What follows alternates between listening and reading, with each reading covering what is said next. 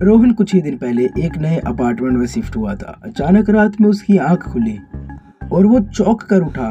ये क्या है? उसने देखा कि कहीं से हवा की आवाज़ आ रही है। तो उसने जब देखा तो पता चला खिड़की से हवा की आवाज़ आ रही है, पर्दे हवा में उड़ रहे हैं। तो उसने सोचा चलो चल के देखते हैं। पर जब वो खिड़की के पास गया तो उसने देखा कि खिड़की तो बंद है। फिर जब उसने अपने गेट की तरफ देखा तो वहाँ से रोशनी आ रही थी। तो वो बाहर गया देखने, पर बाहर कुछ नहीं दिखा। पर उसे याद था कि उसने लाइट बंद करी थी। फिर तेजी से किसी के चलने की आवाज़ आ रही थी घर में। तो वो बाहर निकला। उसने कहा चलो देख के आते हैं, पर यह आवाज़ थी किसकी। तो वो सोच के बाहर निकलता है, पर उसे कुछ भी नहीं दिखता है। तो उसकी नज़र जाती है एक शीशे पे, जो कि उसके एक पड़ोसी ने वहाँ पे लगाया होता है। पर रोहन ने आज तक उस शीशे की तरफ ध्यान से नहीं देखा।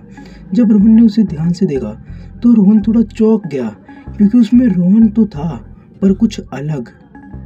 फिर जब रोहन ने शीशे की तरफ देख के अपने चेहरे पे हाथ फेरा तो उसको दिखा कि जिस शीशे के अंदर का जो इंसान है वो थोड़ा अलग है, और सच में वो अलग था। अब रोहन थोड़ा डर सा गया, पर शीशे के अंदर का इंसान उससे ऐसे कह रहा था कि जैसे कि वो उससे ज़्यादा अनुभवी है, उसने उससे ज़्यादा दुनिया देखी है।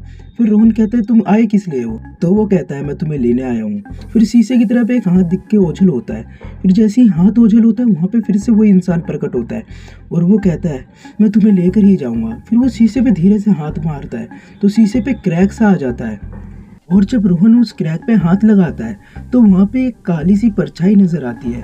जब रोहन ने ध्यान से देखा तो वहाँ पे सच में एक काली सी परछाई दिख रही थी।